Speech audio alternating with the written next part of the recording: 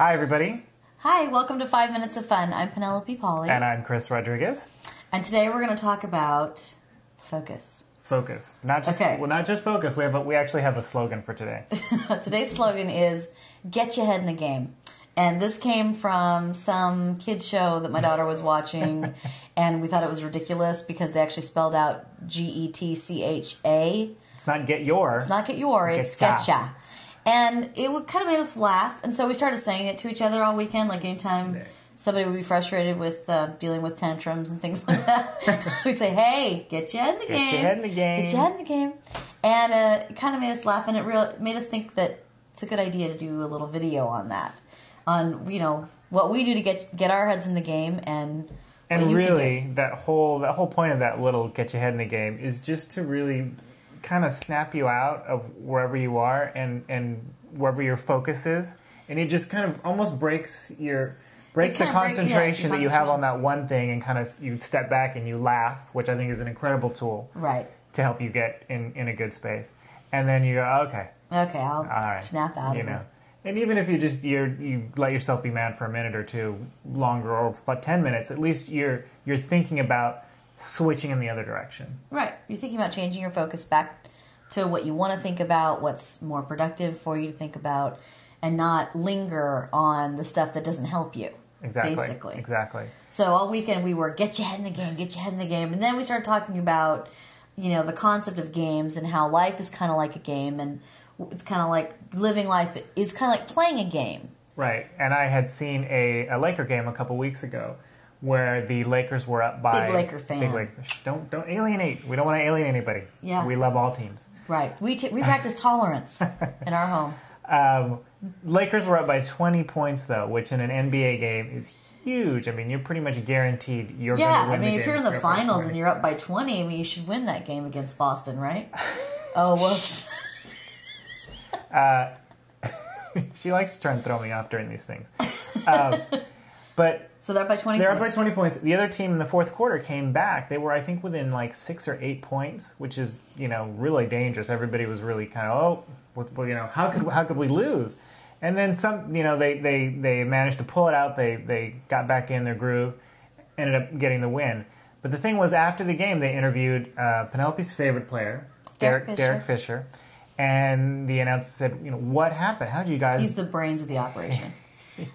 They asked him, like me. They asked him, oh, wow. They asked him, what happened? How'd you guys blow a 20-point lead? And he said, we stopped playing our game. We stopped doing what got us there. And, he said, we stopped down, we took a timeout, and we all kind of acknowledged that, and we started focusing on doing what got us there in the beginning.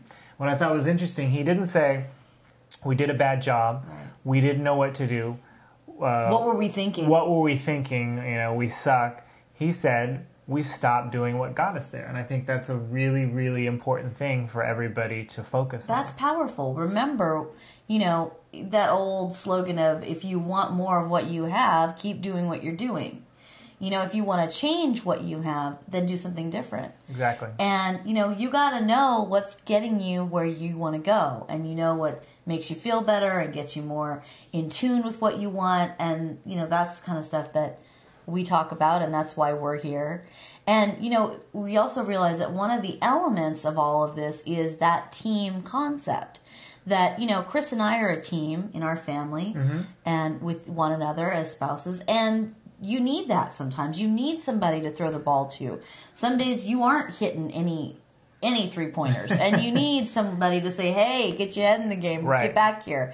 And you also remember that that's part of community. It's part of how we raise ourselves up as a people. I mean, that team, the Lakers, they win because they play as a team, not because one guy is so amazing. I mean, no team can survive with only one person really doing it all, shouldering all of the responsibility. It's too much. You can't do it. And so that's why at Rich Dreams we try to do as much as we can to be part of your team. To foster that community, which is why we started doing these videos and the blog, to give you something to come to, somebody to talk to if you don't have anything, if you don't have anybody, a support group. We encourage you. Because it can be hard out there to find like-minded people. Right. Not everybody thinks like this. Not everybody acknowledges that, you can have whatever you want. You just have to attract it. That's not always the most popular idea.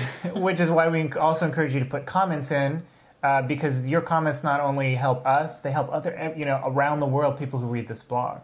Right. And also, one of the other things that we do have is that, I'm not sure who knows about it, is small group mentoring, which is kind of our effort to recreate what we did in the beginning, which was have these great little meetings at Maryland's.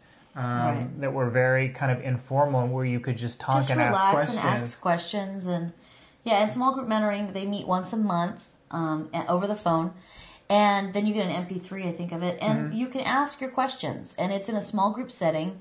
It's not like you feel like you're in front of the class, and it doesn't feel like, sometimes people get pretty intimidated by a one-on-one interaction. You don't want to be on the spot either. And it's also nice to hear what other people ask and their questions, because a lot of times somebody else will ask a question that I have, but I don't feel comfortable asking it. And you can really benefit from the group. Everybody benefits from everybody's questions. Right. But if you really want to get your head in the game, then we have another product that I want. Can we talk about it? Yeah, I guess. Okay. The Instant Abundance Toolkit is this. Well, this is not all of it, but this is part of it. This is the workbook and list blowout. And this is basically, it kind of takes you step by step through the book. You also get a copy of the book, I'm Rich Beyond My Wildest Dreams. And in the I'm Rich Beyond My Wildest Dreams, it's kind of the story of how my dad discovered the system and met Marilyn for the first time. And the Instant Abundance Toolkit tells my story, kind of my side of the story about what, when I first started learning the system and things I went through. So that part's, Think of it as your playbook. Since we're going to continue the motif. The game this really is your playbook. I mean, this tells you everything that we do. We have lined paper in here, and then suggestions on what to write down and how to write down and good ideas. And then this great show we did a while back, my dad and I did this show called The List Blowout, where we just went through every single question we could muster and we could get from listeners. And we talked about specific things to write down, specific parameters. There's hundreds of parameters that you can use, that you can, that give you ideas that are starting off point. And that keeps your head in the game too. Start writing down. If you're by yourself and you're feeling junky, get out your notebook and a pen and start writing down. It's the best way. It's the easiest way to get started. It is. And then we also have we have like 8 hours of audio. Which I can't show you because they're MP3s. So they're invisible. There's actually the small, but it's 8 hours. 8 hours. And then we have something we don't have anywhere else, which are Instant Abundance Focus Cards. These are really cool. They're really cool. You kind of you just fan them out in the morning and you draw one for the day. I'm drawing one for the day. Okay. Whatever you put in your parameters, you put in your life. So you think about that, and it helps you focus and help you stay positive. So check those out if you haven't already. And they're great tools. And tell us, we want to know what you do to keep your head in the game. Right. Tell us, tell everybody in the world, and let's fill up every bit of space we can with great ideas for everybody keeping our head in the game. And thanks for being on our team. Excellent. Take care, you guys. See you next week. Bye-bye. Bye.